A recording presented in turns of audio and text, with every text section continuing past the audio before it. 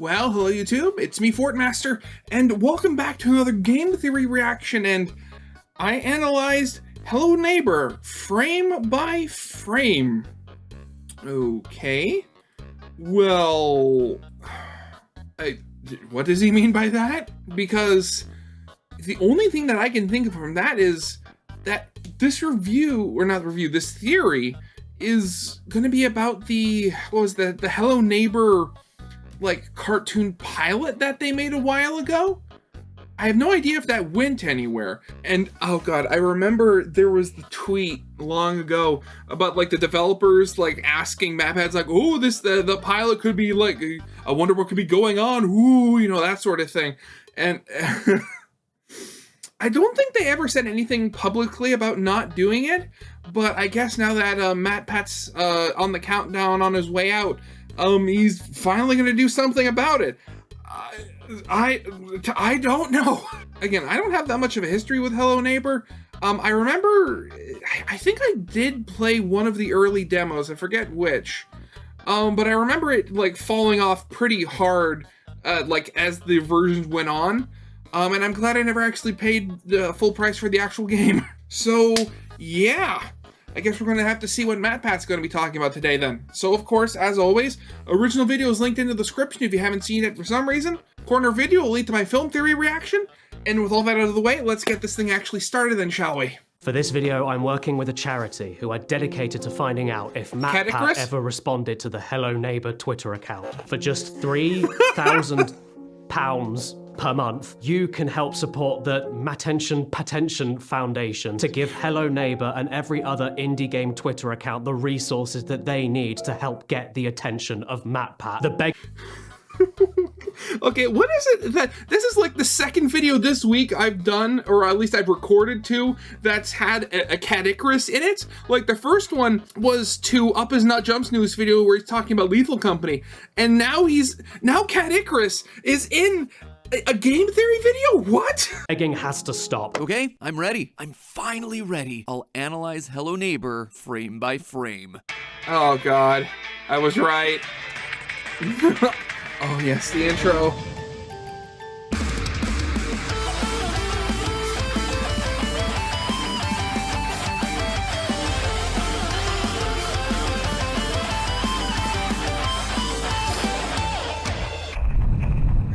God, we're halfway Hello, there. Internet. Welcome to Game Theory, the show that's always late to the meme. And no, you didn't read that title wrong, my friends. Today's the day that I finally answer the developer's call. Today, I'm putting one of the most iconic MatPat memes to bed. Today, I'm gonna be analyzing the test pilot for the Hello Neighbor TV show, frame by frame. Now, if you have literally no idea what I'm talking about here, let me just bring you up to speed. Hello Neighbor, probably a game that needs no introduction, right? It was an indie horror game that blew up a couple years ago, all about a kid trying to break into their neighbor's house to discover the secrets that are hidden inside his basement. At the time, the devs really hyped up the enemy AI, the neighbor getting to know your routes through his house, getting smarter as you played. It was an idea everyone got really excited about. And the story they were teasing was also really cool, with images indicating that this mysterious neighbor had sold his soul to the devil. And so they released a pre-alpha, and then an alpha, and then another alpha, and another, and then there were like 3 or 4 separate betas, and each time the game was just vastly different and significantly worse. Come on. It's not going. The ball is stuck. It's stuck.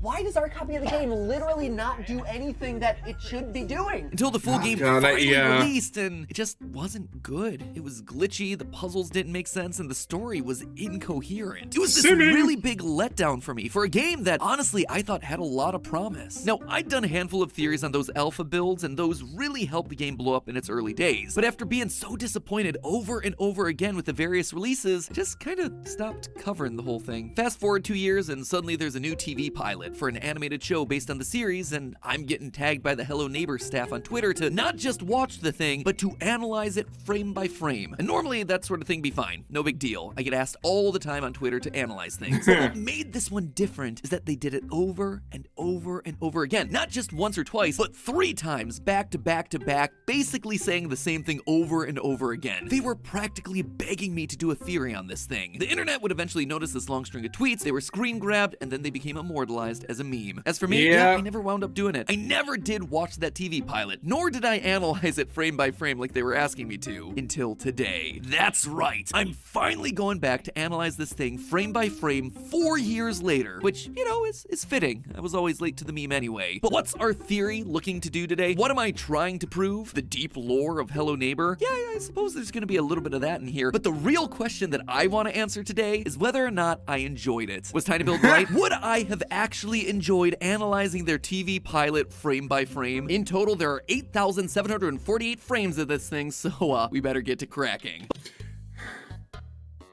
Okay, so that's a theory I didn't. That's a very meta theory today, aren't we? So yeah, today's theory isn't about Hello Neighbor. It's about MatPat enjoying Hello Neighbor. I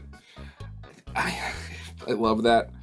But before we get all conspiratorial with the pilot, I first gotta tell you about something else conspiratorial. Some of you have already been putting the pieces together over on Twitter, but now I can confirm as part of my retirement from hosting the channels, I finally have my very own U2's figure. That's right, my friends, I'm finally immortalized amongst the pantheon of YouTuber collectible figures. Look, Ma, I made it. I worked together with the U2's team to really personalize every element of this figure. The iconic red jacket, the hair swoosh, my favorite pair of shoes, even the smile that I put on when I'm dying inside trying to solve the FNAF timeline. But you're not just getting me, my friends, with this U2s, you're also getting my very own conspiracy board. This thing is chock full of little Easter eggs for you to discover. Plus, I had to be joined by my original best boy, the absolutely iconic psychic friend Fredbear. Here, he's there, he's everywhere. Who you gonna call? Psychic friend Fredbear. That's not all. For all you pin collectors out there, there's also these incredible spinning pins. Now you can have me shouting "Lore" to Music Man anytime and anywhere you go. My personal favorite, though, has got to be this one of me becoming a meat pretzel inside of Glamrock Freddy's stomach hatch. Look, it even opens and closes. Must be like some sort of robot kid. Now, if you don't know how U2's works, these are all limited edition items. In other words, once they're sold out, they're never coming back. There's a countdown clock and everything, which is why it felt fitting for them to be one of my final merch items. Feels poetic in a way. So grab yourself a little piece of history before they and I are gone forever. They're all available right now at u2s.com. Hurry down to the description and click the link to get your little MatPat while you can. Now then, I'm gonna take my seat right here on the couch, and we're finally gonna take a look at the YouTube pilot episode for a game about the scariest thing of all, stacking boxes. It's the ultimate Oh, box God, yeah. stacking. You've got to stack the boxes all the way up there.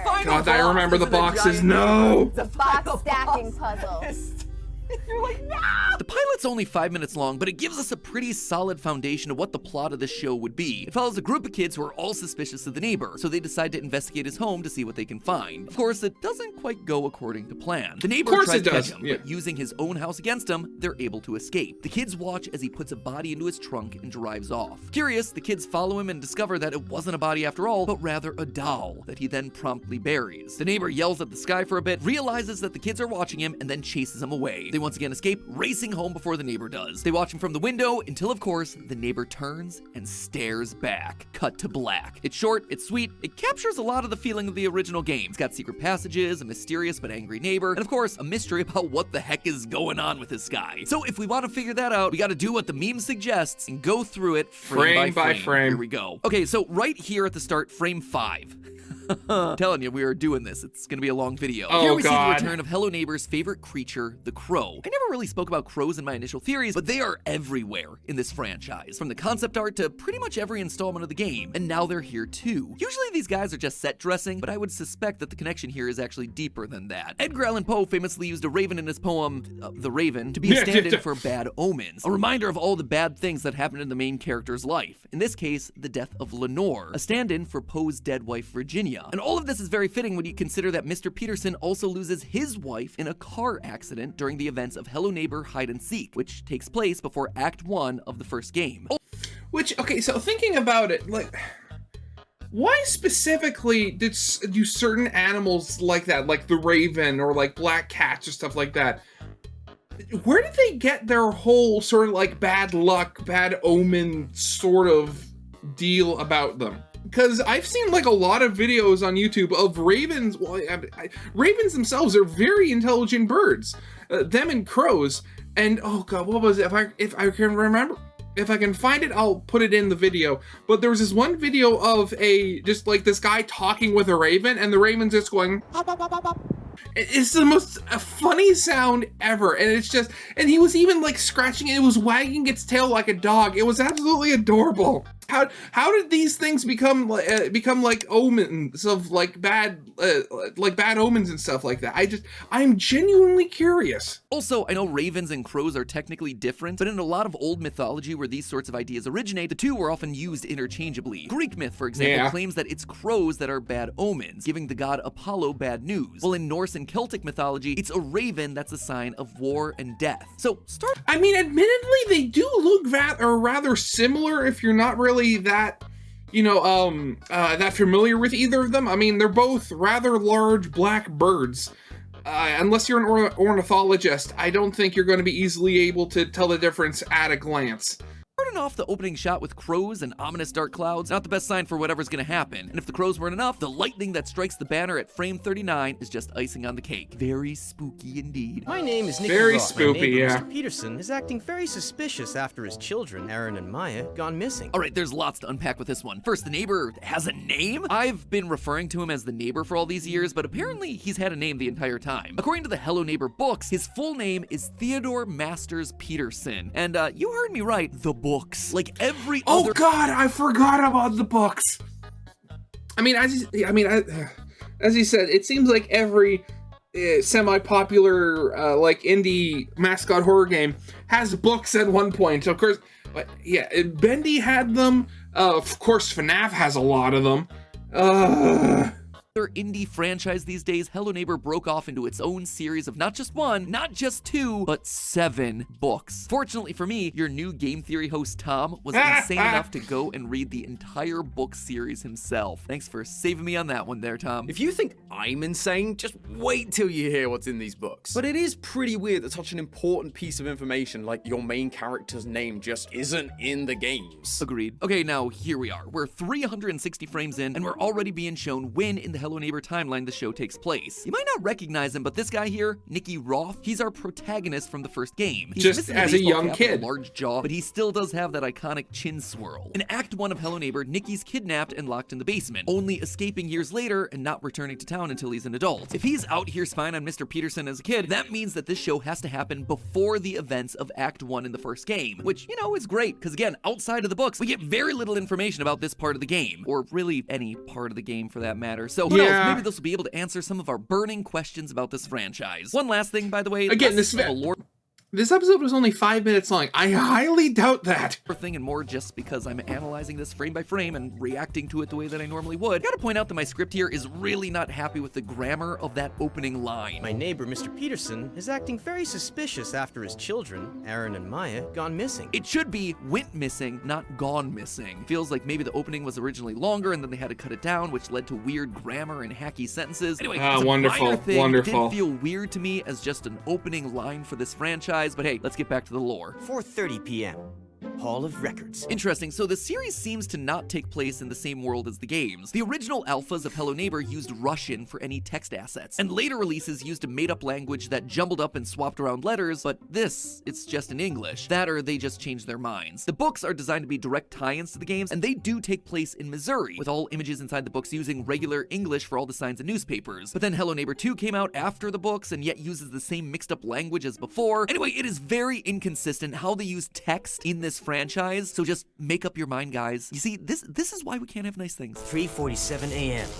Soldering in basement. Frame 890. This one stood out to me as odd. For the first time, we can actually see into the basement without going inside. The basement in both the games and the books are specifically called out as having no windows. Quote from the book Bad Blood. The basement is pretty dreary, windowless, with nothing more than a hanging bulb here and there. And in the games, we literally see fake windows with drawings of the outside world pressed up against the stone, something that the books tell us were made by Mr. Peterson's son, Aaron. We can see the hanging light bulb that was mentioned, but the fact that Nicky can see inside the basement does ruin a lot of the mystique that both the games and books tried to build up about this mysterious room in the house. However, while it's certainly weird for the story, it does help us theorists because it's full of interesting details. I mean, again, this could all, as he said before, this is early in the time, like in the timeline.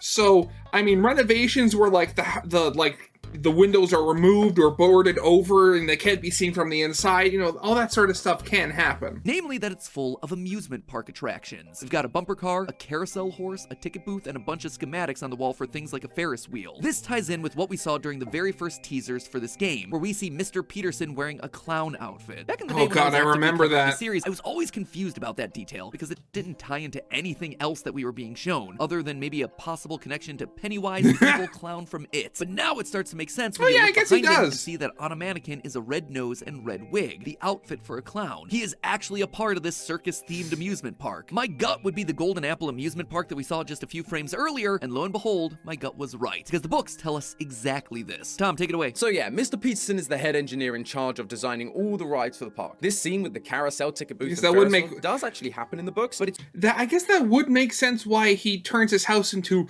was essentially like a fairground on stilts. During a class trip to the Golden Apple factory where they're being shown all the designs and plans for the park. That might not seem like an important distinction to make, but what it shows me is that this series is handling things differently than the books. While the books are designed to be a direct link to the stories of the games, this series isn't a direct continuation or standard retelling. Instead, it seems to be a reimagining, taking inspiration from the books and combining certain elements for clearer storytelling, but altering it just enough that we get new lore. Wow. We've skipped ahead a bit, but this is where things get really interesting. As you can see, across the room we see the phrase cursed written all over the walls. Cursed, along with the word omen, are regularly seen throughout the books. Again, got both those... the Golden Apple amusement park rides before it opens, and on the Petersons' house years later. Typically, these phrases are written by a group called the Forest Protectors, a cult of elite members from the town that dress in bird costumes and perform rituals to bring themselves good luck and the rest of the town bad luck. Yes, this is an established part of the lore, and I'm shocked that you wouldn't have figured that out by playing the games. Anyway, during the events of... Wait a second, wasn't there... So I know there's Hello Neighbor and Hello Neighbor 2.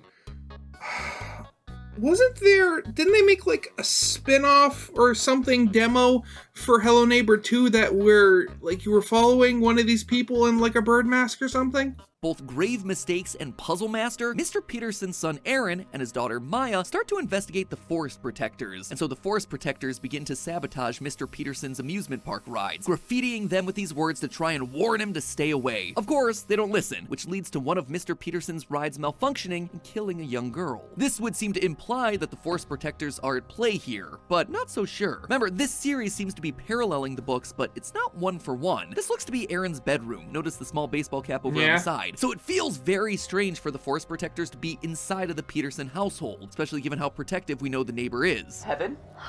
Have we reached heaven? Nirvana. Oh, wait. So what then is this all about? Well, I think all this wall art is down to the neighbor himself. A couple shots later, we see Maritza backing up against a wall with dozens of newspaper clippings and characters circled in red. This is taken straight from the first book, and it's not just any character that's circled, it's Aaron. Mr. Peterson is looking back across everything that went wrong with the park and noticing Aaron at every turn, writing the word omen next to him. In his paranoia, he believes Aaron is the bad omen. Aaron was around the ride that failed. Mr. Peterson's past rides at other parks also malfunctioned, killing even more people, and surprise, surprise, Aaron was there too. But the final nail in the coffin here, Aaron was also the one who pushed Mr. Peterson's daughter Maya off the roof, leading to her death. I suspect that that is why he wrote all over Aaron's walls, as a reminder of why he was locking Aaron in the basement, meaning... Yeah, oh god, thinking your son was a bad luck magnet.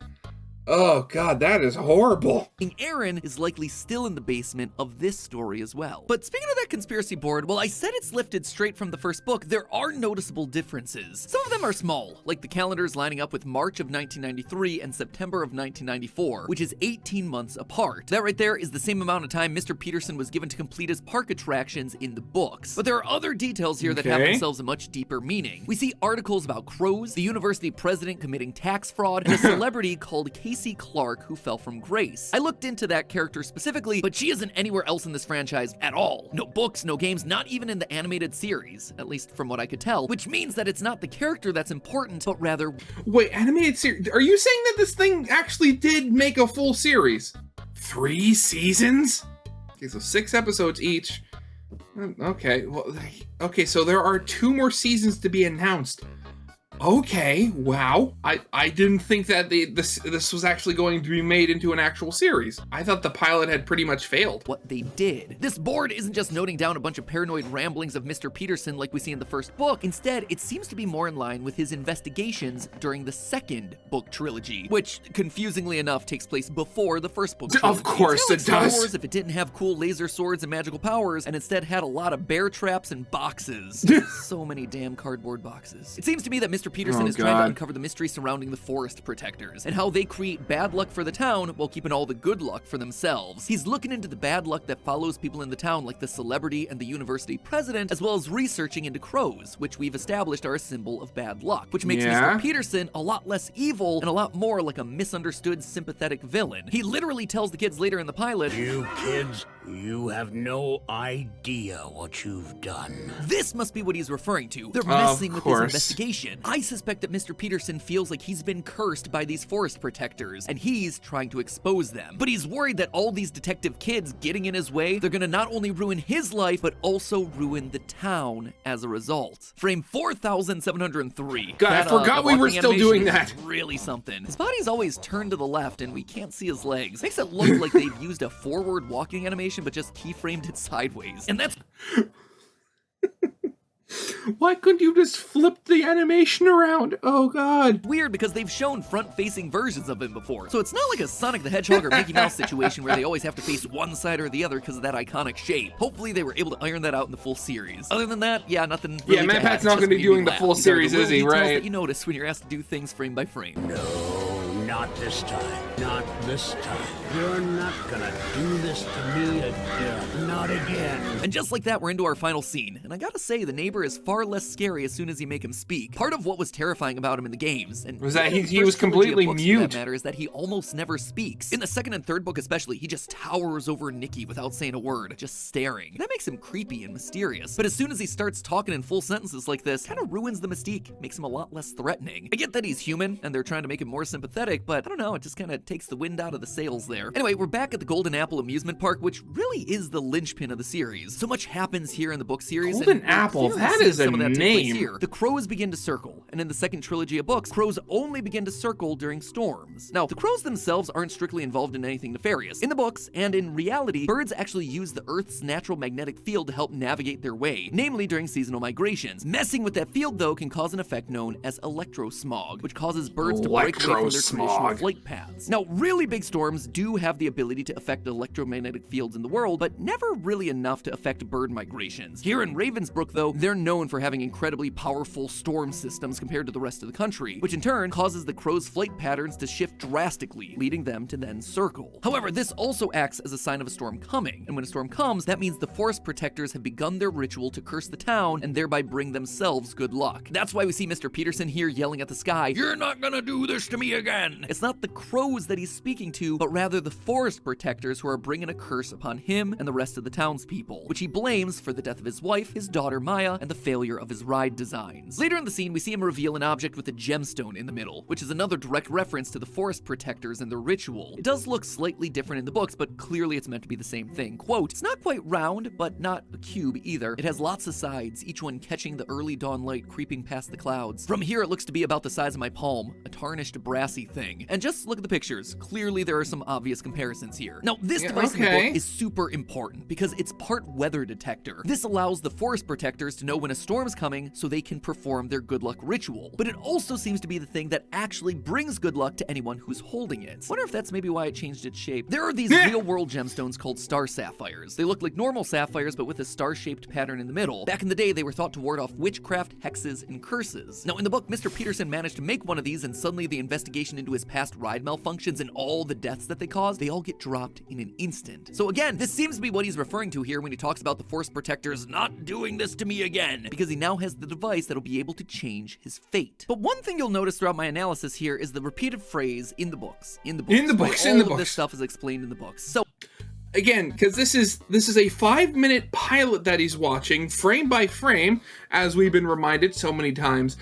So there's obviously not going to be that much information in it. I just wanted to see if there was anything I could take away from this scene that didn't rely on book knowledge. And the thing that stood out to me was the burying of the doll in the middle of the amusement park. This doll was Maya's doll that we see her carrying around in the game Hide and Seek, which came out in 2018. Now, this doll has shown up in later games of the franchise, like in an underground shrine during the VR game Search and Rescue, but Mr. Peterson's never buried this doll specifically in any of the other games or stories as far as I can tell. So why change that? Well, I would imagine that they're expanding on the Crow lore, which kind of sounds like a joke, but Crow lore? Serious here. I mentioned at the start of this episode how crows were a sign of bad luck and death. Part of the reason for this was because crows would circle battlefields after a war, looking to feast upon the dead that lay across the land. However, there is another potential meaning. I can kind of see why that would be bad luck or a bad omen. Meaning. One interpretation of crows circling like we see is that there's a spiritual transition between our world and the spirit world taking place. This can be as simple as someone communicating from beyond the grave, but it can also be a symbol of rebirth. And you see, this is where the doll comes into play. These dolls have a spiritual element to them, and we see that in real world with puppets. Now, puppets are meant to serve as a bridge between humans and the spirit realm,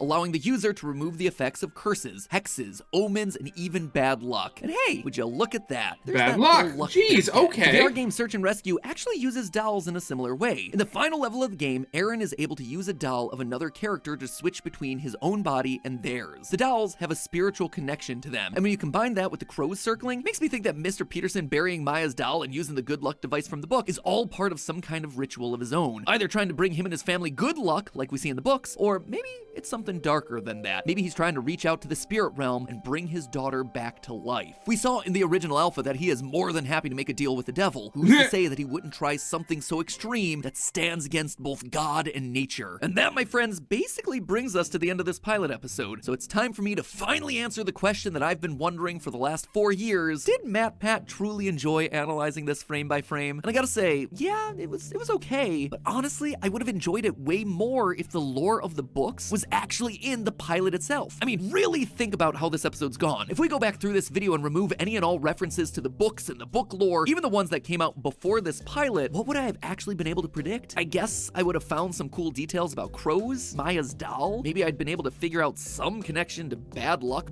maybe? But the idea of a weather detecting good luck device, the entire concept of the forest protectors, yeah, there is no chance. That never appears in any sort of game media. The old days of Hello Neighbor were fun because all the answers were in the actual game itself. Anyone could just pick up the game and understand it. And for those who were truly dedicated fans that wanted to go a level deeper, all the clues were in the game, minus a few small details that might have been left on a Twitter page or some website. But nowadays, all these indie horror franchises, they're basically asking us to do homework, because to understand anything in this pilot, or honestly the recent games, you have to have read the 1,400 pages spread across their 7 books. Now, to be fair, this isn't just Hello Neighbor's problem. We've been seeing it more and more across all sorts of media. FNAF, great example of that. It used to be that the games were completely solvable just from the games alone. Sure, you might be able to find some extra cool information on Scott's website or a cryptic line from a single book, but the game was all you really needed, and it then left you with some dangling threads to theorize about in future games. But by Ruin, still have no idea who Gregory really is, why he's there. Oh, and now there's this random robot down in the basement pretending to be him? If you only played the games, there's no way that you would know that this thing is the Mimic, the big villain from 3 of the books, or that Gregory was Patient 46 and definitely evil. We're also seeing it with franchises like Marvel, who are now so focused on overarching narratives that the individual stories are becoming less contained. And if you do hope to understand everything about the main antagonist, sorry, you gotta binge 8 hours worth of television shows multiple times over. This naturally leads to more frustration and more burnout in the fan base. Now, any theory that gets made stops being a theory and becomes more of a recap of the last few books that nobody bothered to read, which just isn't interesting for me as a theorist, or for people watching these videos. When these tweets initially came out, part of the reason I didn't respond was for exactly this reason. I had my hands full with the FNAF books and didn't have time to catch up on all the extra outside media that was being made for this particular franchise. Okay, so, you know what? I didn't anticipate the reason why MatPat never made a theory on the pilot earlier was because FNAF was eating up all his time. Oh, God. But look, I don't want this to be a complete downer of an ending because besides the box stacking and glitchy gameplay, I think this franchise is fun. It's goofy, it's dumb, but it's fun. The story in the books is actually a good story. We just need it within the actual game itself, show, yeah. There's a lot of potential for the future of this franchise in the theorizing department. From what I can tell, there are more Hello Neighbor games on the horizon. I mean, Hello Neighbor Diaries literally released a couple months ago in December. Tom told me that the 7th book ends on this massive cliffhanger and seems to be part of a trilogy that never finished, and I know that there's the whole of season 1, as well as potentially season 2 and 3 coming for this show that we analyzed the pilot for today. There just needs to be a bit more of a balance here. Give your games and your shows a little more lore, mix in a couple more clues, and make your books a little less important in that equation. Because at the end of the day, those mysteries are the things that keep us theorists coming back for more, and those are the things that allow us to hook into a story and care about the characters, as opposed to walking away from a 5-minute pilot going, what did I just watch? And if you can manage to find that balance, who knows, maybe the rest of the industry will take notice, and you'll manage to get Tom and Lee coming back to make their own theories about your franchise. But as for me and this pilot, as I ride off into the sunset, I think we can finally call this meme officially dead and buried. But hey, that's just a theory. A game theory. Thanks for watching. Oh, God. That whole thing about the lore of games being outside the games themselves, yeah, that is something that's been getting really tiring with these franchises. Because thinking back to when, like, the Silver Eyes, the very first novel, like, for FNAF was ever released, I remember everybody, it was so surprised, very excited, but also very confused, trying to figure out, like, how this would work with, like, the games. And I remember Scott came out and said that, oh, the games and the books, they're their own separate things, where the books are telling a completely different story, their own story. Yeah, you know, you might be able to use stuff from the books to help with the games, but they're, like, meant to be completely different things. But then as this time has gone on, it's become more muddled and intertwined, and it's just, I mean, and I'm saying this as somebody who's never read any of the FNAF books. I've never even, well, I played one of the FNAF, two. I played 2 of the FNAF games, and it was FNAF World and FNAF Security Breach. When it comes to me, the majority of this stuff, I've been just an observer, just hanging on for dear life, trying to hold on and, like, watching other people trying to figure out what's going on. So yeah, that's gonna be it for now. So of course, as always, original videos linked in the description if you haven't seen it for some reason. Corner video will lead to my film theory reaction. And with all that out of the way, I hope you guys liked. If you did, leave a like, subscribe if you have not, and I'll see you guys next time. Goodbye.